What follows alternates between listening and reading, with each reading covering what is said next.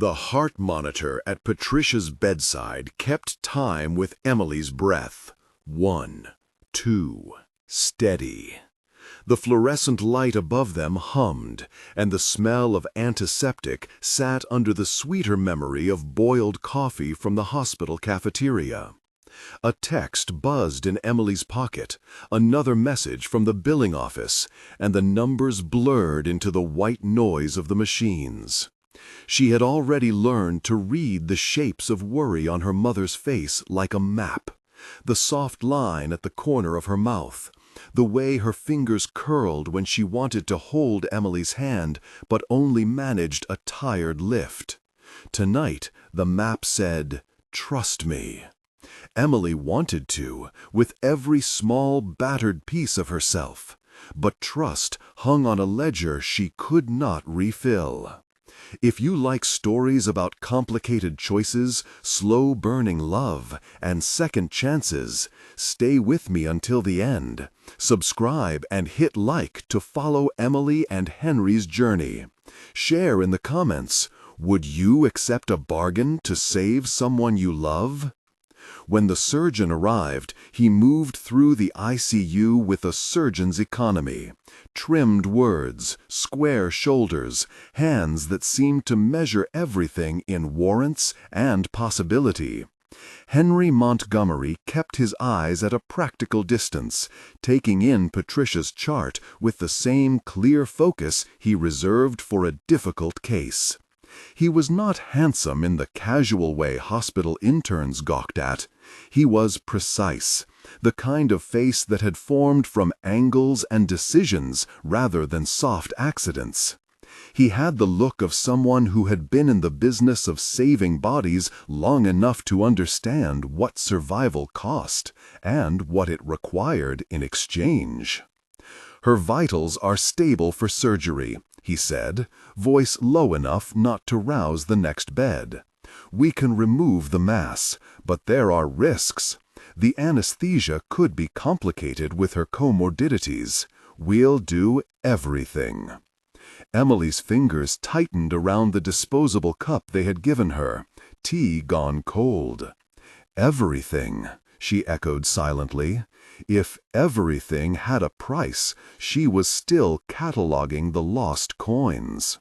"How long?" she asked. Her voice came out thin. "How much is—" He looked at her then, and for a moment the clinical detachment softened to a human curiosity. "The hospital's estimate will be sent to your phone. It won't be small." He swallowed like someone choosing words for a patient rather than a stranger. "Mrs. Turner is otherwise a good candidate. I'm cautiously optimistic." "Enough to pay for it?" Emily said, almost laughing at herself. "No, it's not funny." She pressed her thumb to the screen where the last text from the billing office glared. Estimate, $87,600. A number that smelled like ceilings, like closed doors. He studied her fingers, the pale knuckles, the small scar on her thumb from years of folding laundry too fast.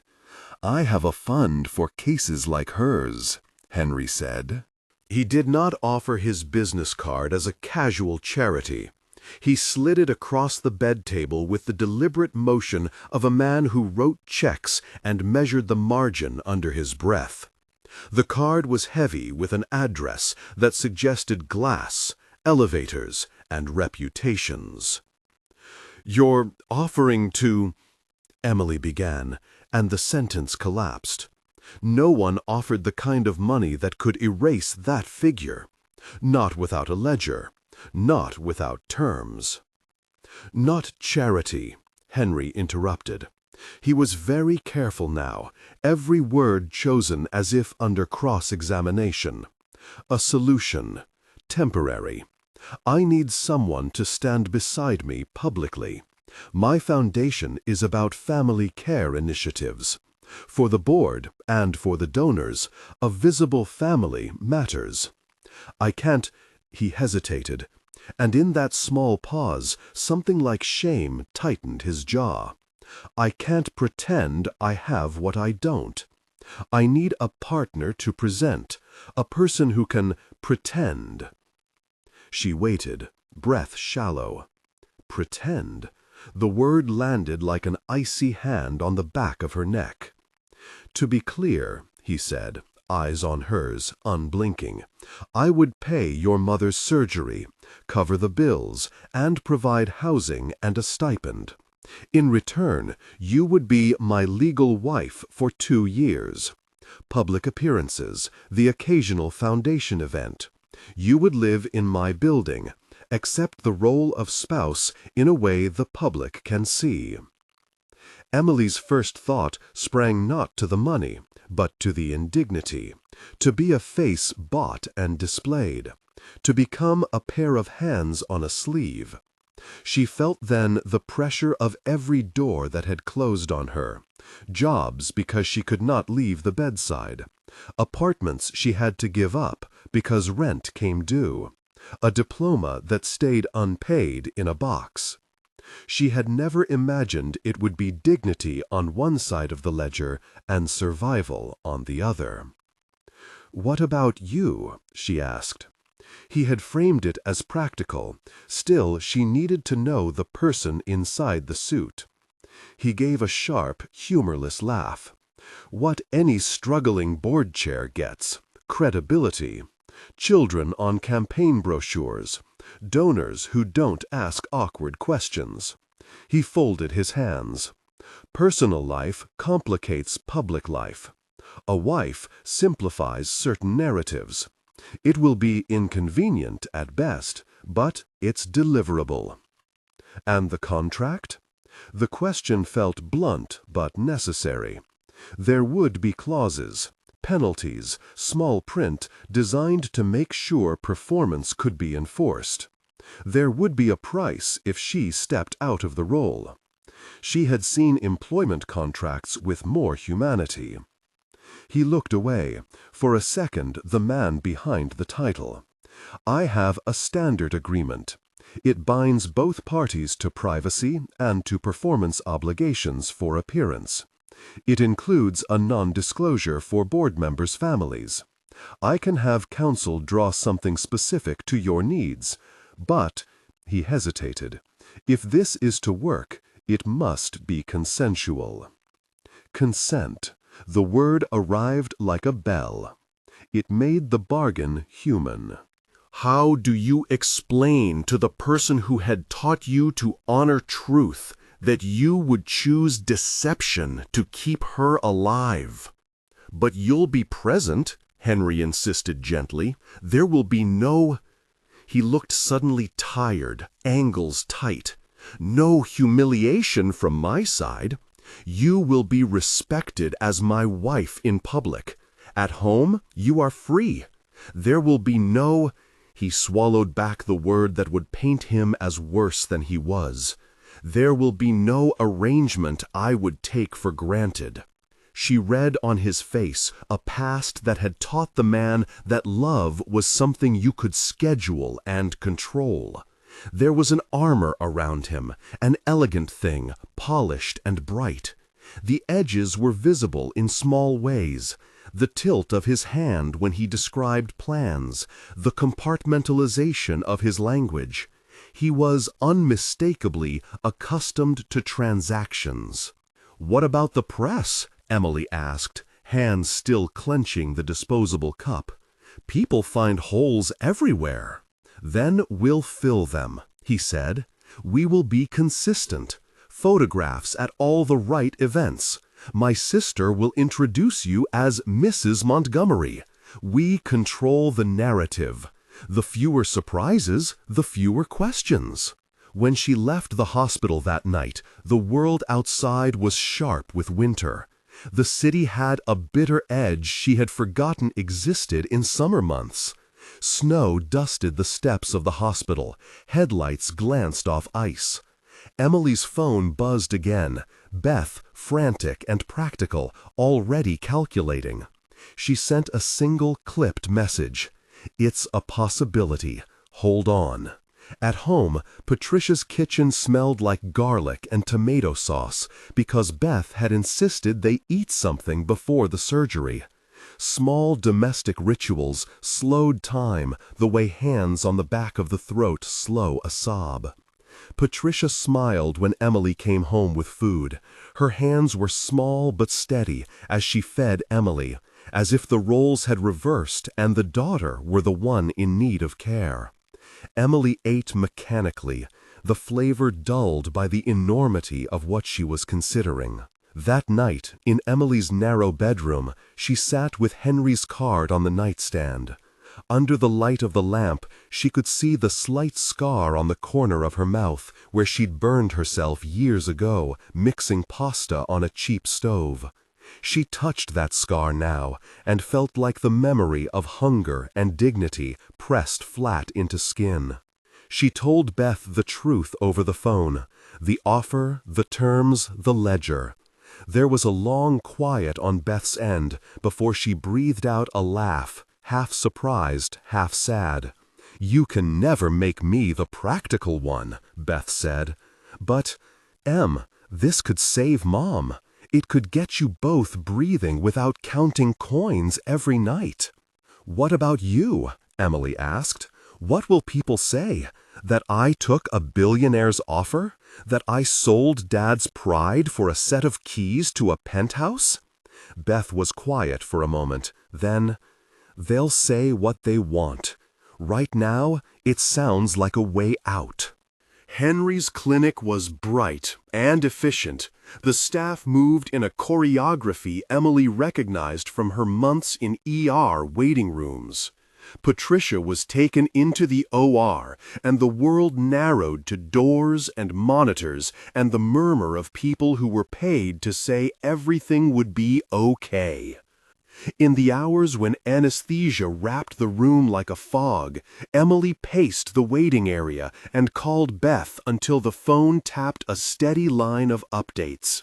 When the surgeon finally emerged, his expression was closed casket, but his words carried a thin cliff of hope. "Everything went as well as we could hope," he said. "We got clean margins. She'll be in recovery for a while, but barring complications, the prognosis is good." The relief cut through Emily so sharp she nearly doubled over. She thought then, starkly, of the contract she had carried to the hospital, of the way Henry's hand held the papers like he was offering her a ticket. She slid the contract into her bag and felt the leather fit like a promise that smelled of new building polish. They moved fast after that, faster than Emily expected. The press did not know immediately. They took care to release the story in a controlled way that centered the foundation's generosity, spinning the narrative of a donor saving a community member. Emily lived in a small apartment for the first week, then 2. A driver brought boxes to Henry's penthouse. Glass clicked as plates arrived, and a mattress that smelled faintly of cedar was unfurled in a bedroom that felt too large. The penthouse was beautiful in the way an expensive thing could be. Every surface was clean, every line precise. It was also cold in the way wealth sometimes is, as if taste could not warm the air. Emily felt like a trespasser in her own life. She cooked her first meal in a wide kitchen whose appliances made her feel small. The pasta tasted of salt and embarrassment. When Henry came home late, he found her standing by the counter, hair tied in a careless knot, a dish towel tied like a band around her waist. "You cook well," he said. The praise was small, almost bureaucratic. She laughed in spite of herself. "I learned from my mother. She can make anything taste like home." He watched her for a long second, as if trying to memorize a face that was not his. "I wasn't sure," he admitted suddenly, a fissure of candor in his tone, "if you would be comfortable here. The board, my mother, prefers polished social companions, not someone who tracks laundry schedules in conversation." His mother, the matriarch Catherine Montgomery. Emily had read about her in profiles, host of charities, an expert at maintaining reputations. Catherine was the kind of woman who made others' transgressions feel like dirt under her shoe. Emily could imagine her now in an armchair made of sharp looks. "I won't be polished," Emily said, listening to the bluntness of her own voice. "I will be me. I won't pretend to be anything else." For a moment, Henry's expression changed. An almost painful tilt, like someone forgetting lines in a play. "That is acceptable," he said. But there was a careful distance under his tone she could not yet breach. At their first public appearance, an intimate dinner at the Foundation's gala, Emily felt the air electrified with expectations. She wore a borrowed dress that fit like a gloss over her skin. Photographers angled for a picture of Henry with his supposed new wife. Catherine watched from a cluster of velvet seats, the queen of the room. There were smiles that had been designed in committees, and conversation that jumped from topic to topic like a trained animal. Emily moved through it like a chorus member in an unfamiliar opera, lines memorized, footwork cautious. Henry stood at the podium, the man who could command a room without seeming to try. He introduced her as his wife, brief, elegant, and spared no praise that felt generically kind. Afterwards, Catherine approached with the thin smile that could melt things slowly. She extended a hand like a judge offering a sentence. "Welcome to the family," Catherine said, the words precise. "I trust you understand that being Mrs. Montgomery is more than a title. It carries obligations." Emily felt the history in that single sentence, the centuries of women instructed in how to fold themselves into the shapes required by legacy.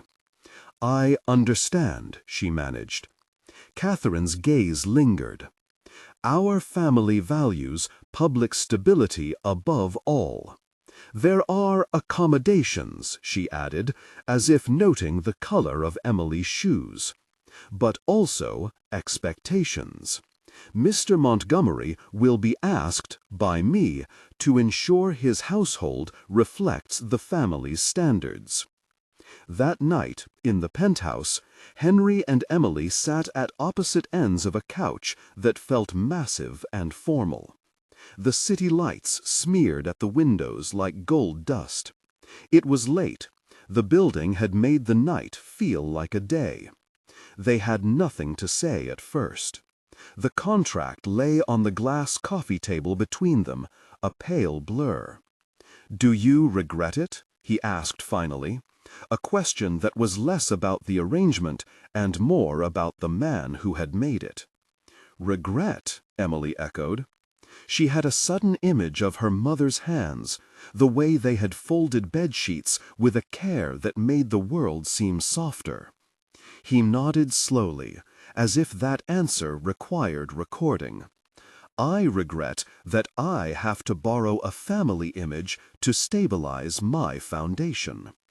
There was humor in the symmetry of their confessions, two people bartering illusions for safety. Their conversation grazed lighter topics, and then veered into something quieter. Henry talked, haltingly, about his grandmother, about how she had shaped his idea of family. Instruções para a síntese de fala. Você é narrador palestrante com voz potente, forte e autoritária. O tom deve ser firme e inabalável. Contexto de continuidade. A frase anterior era: Henry said, eyes not on Emily, but on some memory. Você está no meio de uma frase, pensamento, mantenha o ritmo e a força vocal sem quebrar a conexão. Haja como se estivesse transmitindo uma verdade fundamental. Fim das instruções. The word grandmother loosened something in him. His tone shifted from the trimmed angles of a CEO to someone who had once been small and listened to stories about summer afternoons and the smell of tomatoes on the vine. "She used to keep a ring in her drawer," Henry said, eyes not on Emily but on some memory. Not a valuable ring, but one she wore to remind herself of who she was before we were all expectations. Emily reached out and found his hand halfway across the coffee table. The gesture startled both of them, intimate and casual at once. His fingers were cool, the skin like porcelain. He did not withdraw. "One day," he said, "maybe I'll give it to someone for the right reasons." It was a small intimacy, the crossing of hands, the willingness to let another person touch without armor. It was the first crack in something hard. As the weeks folded into one another, their life together unfolded in a series of small, weighted motions. The public performances, galas, dinner parties, ribbon cuttings were choreographed in careful rehearsals. At home, the penthouse felt less like a showcase and more like a space that could be lived in. A plant found a corner, a mug with a chip was allowed on the counter. Henry's armor softened in the most human ways. He removed a cufflink without announcing it, left a medical journal in a corner that Emily used as a place to rest her elbows. He was not unkind, he was simply calibrated. Slowly, she learned the cadence of his exhaustion. Long hours at the clinic, a precision schedule of cases, the ritual of checking messages before conversation. She learned to read the dark line beneath his eyes and asked him once if he would take a day. "I can't," he said, the sort of refusal that did not carry malice so much as inevitability. "Not yet. There is always another case." "Don't you want more than that?" she asked, pressing the question into the soft comfort of their couch.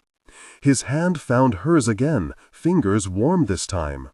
"I want to be good at what I do. I thought that would be enough." She witnessed, in those simple confessions, the man behind the ledger. He was brilliant and guarded, capable of saving bodies while unsure how to save a life that contained someone else. The symmetry of his skill and his loneliness made him at once formidable and fragile. One night, after a long surgery, Henry returned to the penthouse smelling faintly of antiseptic and tiredness. Emily had stayed late at the clinic by his side, more as a ritual than a plea to be helpful. In the hospital's quiet corridor, she had packed a small container of pasta, an offering of home, and heated it in the staff microwave. They ate at 3 in the morning at the little stainless table in the break room, fluorescent light humming overhead, a simple bowl between them.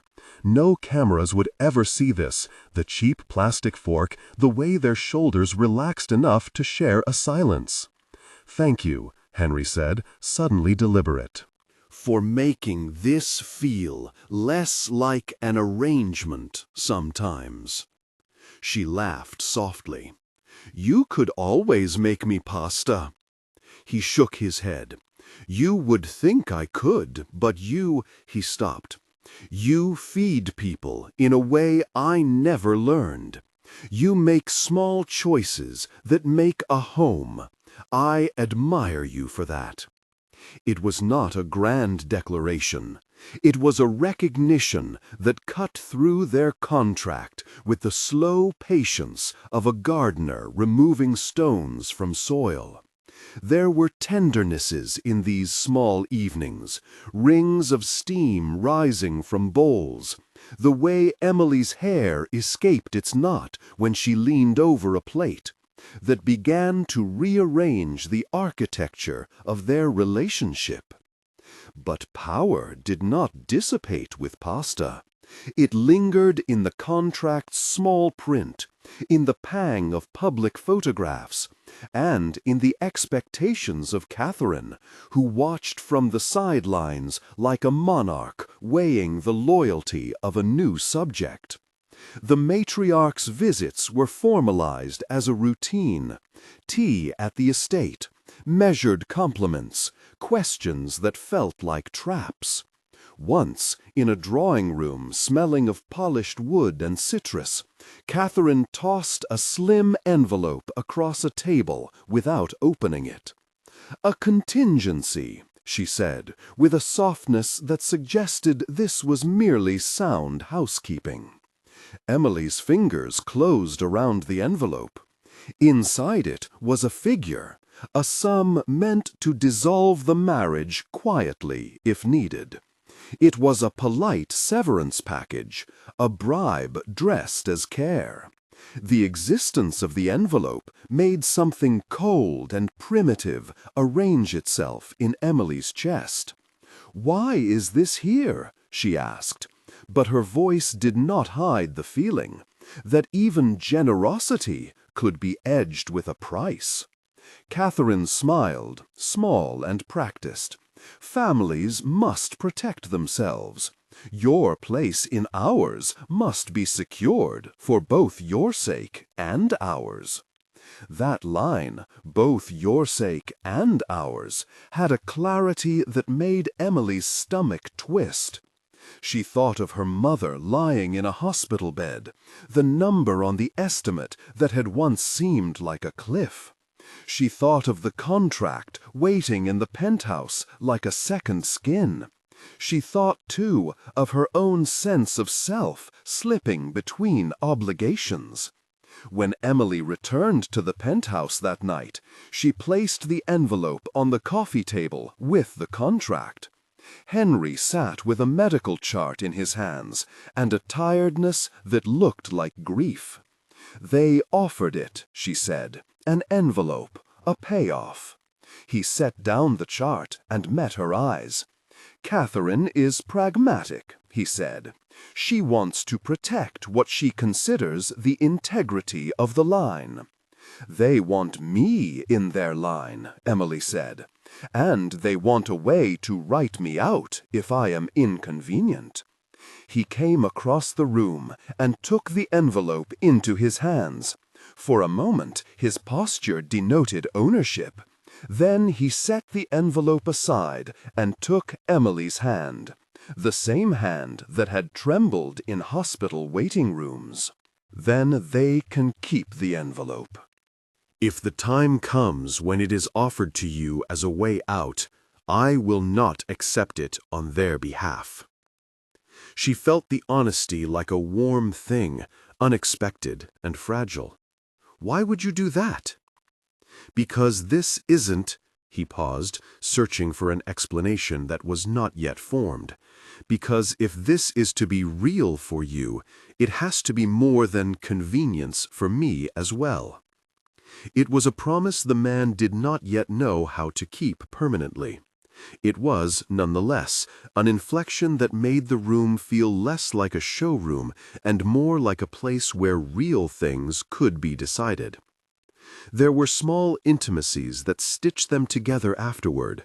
A ring she found in an old drawer belonging to his grandmother, slipped one evening onto her index finger as a joke and left there by habit. A night watch at the hospital when Patricia's fever spiked, and Henry sat without judgment beside Emily, his presence a steadying thing. The quiet confession in a chapel off the hospital grounds, when Emily admitted that sometimes she woke with the taste of coin in her mouth because she had been counting bills in her head. "Promise me you'll tell me if you ever feel like I'm taking advantage," Henry said then, voice small, unpracticed. "I won't always get it right, but I want to know." "I will," she said, and she meant it, because the arrangement could not survive without truth, and because the small cracks of tenderness were not enough to rebuild if they hid what hurt. The board liked the narrative. Donors wrote checks and poured praise into columns that paid for pediatric wards and new surgical wings. Catherine nodded at the right times in public.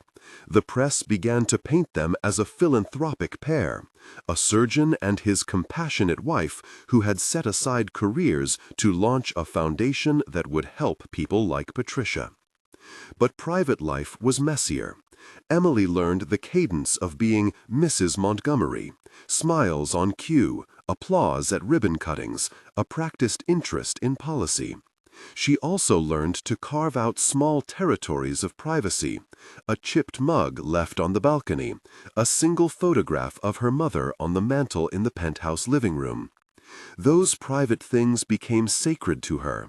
They were the small rebellion against a life that could otherwise be managed by committee. As winter pressed closer, the snow came like a possible cleansing. It dusted the estate in white. Catherine's courtyard became an image for magazines. For Emily, the season pressed like a question. Was she becoming someone else, or was she simply learning to survive? The ring on her finger, his grandmother's, older and oddly warm, taught her the answer might be both. It fit wrong at first, then like a muscle learned its place. Evenings found them in the penthouse kitchen more often, the two of them arranging the world into a domesticity they had not been trained to share. Henry began to reduce night shifts when possible, citing the necessity of rest, an act he presented as medical prudence, but that Emily took as a form of reparation. He enrolled in therapy after an offhand comment by Beth, who had come by one afternoon with soup and an insistently frank smile. "You look like you're under glass," she told him. "You need to crack that shell before it becomes brittle." He balked at first, then agreed. The decision made a small private ripple through their life. Conversations about long-buried grief began to surface. He spoke haltingly of a loss, the death of a mentor whom he had failed to save. It explained, not excused, the ways he had learned to control life with schedules. He was learning, under the slow heat of companionship, that medicine could not cure himself. There were also tests of loyalty. A journalist pressed at the edges of their narrative, asking questions about authenticity. A family member of a donor hinted at improprieties. Emily felt the old fear returning, that the ledger might shift again and the weight would fall on her shoulders. Each time, Henry stepped in. A public denouncement, a private assurance, a legal letter sent with the quiet force of someone used to commanding courtesies. And yet, the arrangement remained an arrangement, until the night it did not. It was a small thing, a mistake perhaps, how intimacy matured. They had been in the kitchen, hands raw from work, making a simple dish of pasta because it tasted like home. She had laughed at an offhand comment of his about his grandmother, about the ring she kept in a drawer for the woman she had been. He had reached forward, slowly, and brushed the edge of the ring, so worn, against her knuckle. The contact was an innocent thing. It was not a vow, it was not even a promise. It was a small sharing of past and present. In the quiet that followed, Henry's voice went low. "I know this began as an arrangement," he said. "I don't want to pretend that's not true. But the thing I didn't expect was—" He stopped, and for a beat the man with the surgical calm was gone, replaced by someone with a voice that trembled on the edge of confession. "I didn't expect to want you to stay when 2 years are up." Emily's breath lodged in her throat.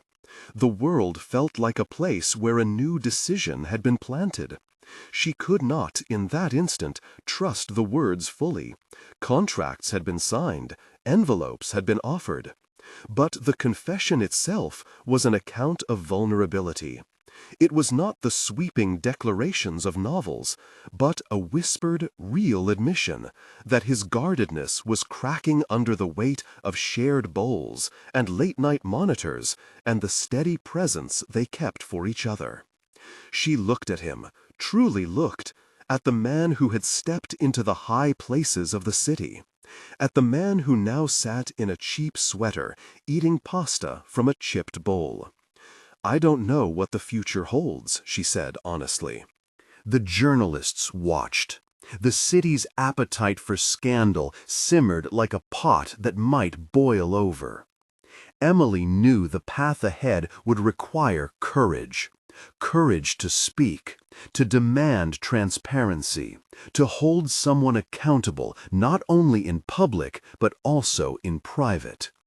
When she slept that night, she dreamed of a kitchen table covered in unpaid bills and a pair of hands, small, calloused hands, tucking a napkin under a plate and telling someone, simply, "We will be okay." She woke to a message, a call from the hospital. There had been a complication in another case Henry had been operating on. It was minor but urgent. He was needed. He left without breakfast, beard a day's shadow, the ring bright against his palm. He kissed her forehead before he left, the kind of quick, intimate gesture that meant he had chosen presence even for a moment.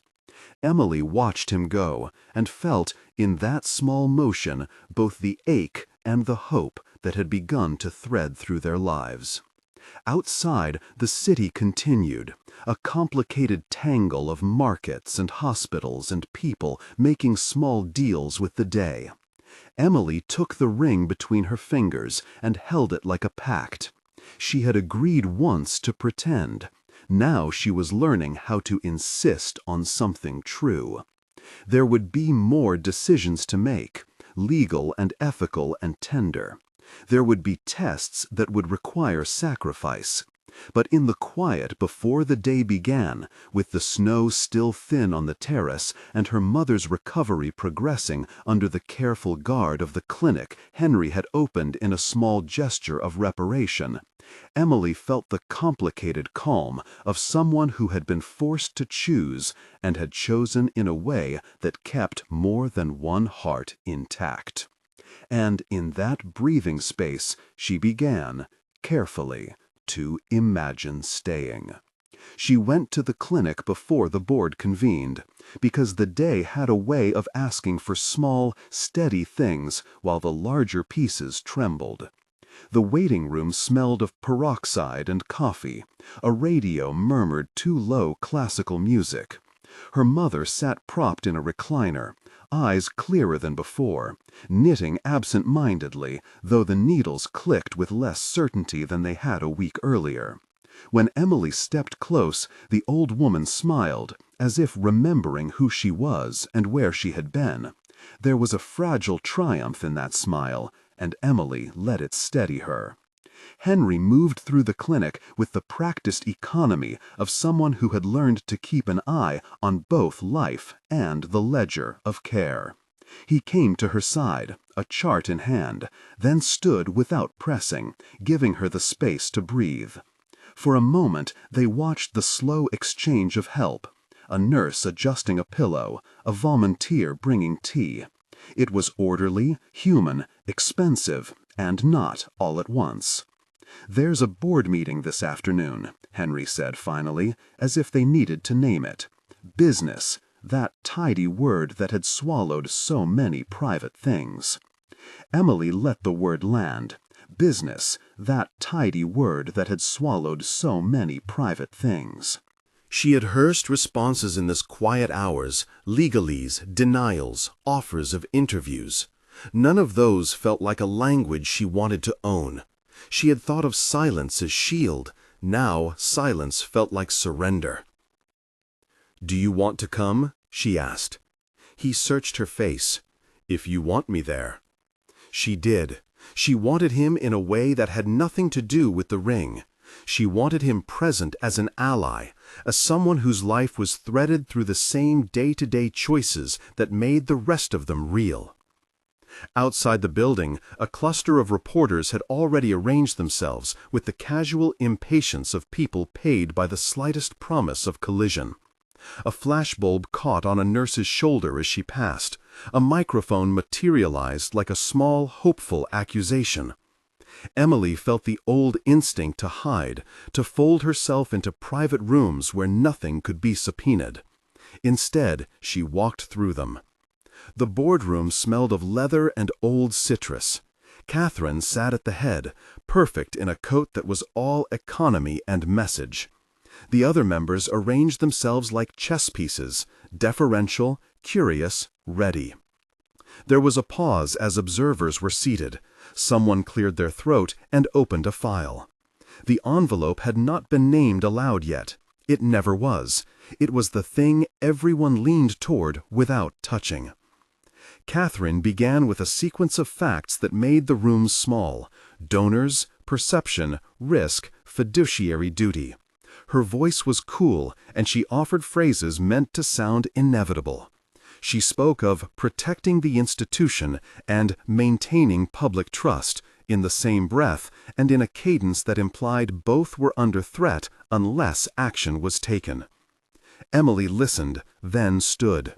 Her hands did not tremble, though there was a tremor in her chest, like a bell vibrating after a hand struck it. She did not plead. She did not whine or cry. She spoke instead with the directness she had practiced in other rooms: medical forms, guardian panels, phone calls with sleep-deprived doctors. "If there is to be any conversation about my relationship with Henry," she said, "it will be in the light. I will not be the subject of a closed negotiation in which my consent is presumed or purchased. If the board believes there is a conflict of interest, name it plainly and show the mechanism you propose to address it. I will respond, but I will not be treated as an asset on a ledger." A murmured turn among the board. Catherine's expression narrowed, as if at the sight of a new proposed boundary she hadn't anticipated. "This is not personal, Emily. It is about optics. Our stakeholders will respond. We must act in the best interest of the foundation." "And so must you," Emily said. "Act in the best interest of the people you serve. That includes the patients in Henry's care and the people who rely on this clinic because of promises you made when you asked them to trust you. If you want me to recuse myself from any formal role, let's discuss parameters." "If you want to force a secrecy agreement on me, you will have to explain why my right to speak about my own life is negotiable." There was a pause long enough for someone at the back to cough. Henry's hand found hers under the table.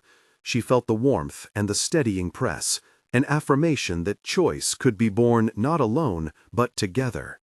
Catherine's reply was measured. She offered a long, thin smile and proposed a committee: review, recommendation, temporary measures. It was procedural comfort, the sort that sounded like civility while buying time. Emily said yes to a committee only on one condition: that its proceedings be recorded and transcribed, and that she be given access to counsel. Silence greeted that demand, the quiet of a potential complication. Catherine's jaw worked. Finally, she accepted, with the caveat that the board retain final discretion. As the meeting adjourned into shadowed corridors of whispered logistics, a reporter caught Emily by the arm with the practiced half-gratitude of someone who thought she had a scoop. "Miss Porter," he asked, voice bright with implied contradiction, "will you resign? Is the ring—" She smiled without humor. "You can report what I've said here," she answered. "You can ask your questions, but you will not write my life for me." Back in the clinic, after the meeting, Emily sat beside her mother and traced the familiar map of fine veins on a hand. The day's small triumphs, her mother's regained appetite, a nurse who had learned to tie a bandage with gentleness, felt like ballast. She drafted a short statement on her phone: transparency, willingness to cooperate, refusal to be a bargaining chip. She deleted it and rewrote it twice, each iteration more unflinching. When Henry left to attend an emergency, he pressed the back of his hand to her forehead. Not a kiss, not a flourish, just a quiet claim. "I choose this," he said. "If they make it hard, we'll meet it. If they make it worse, we'll tell the truth." That night, Emily placed the ring against the pulse at her wrist and listened to the way the city breathed, thinking of how many people slept with their own small agreements. oaths to survive, to keep children fed, to look away when something would have required more. Her decision to stay felt less like victory and more like an attentional choosing, to remain present where the consequences would be lived, not adjudicated in private rooms.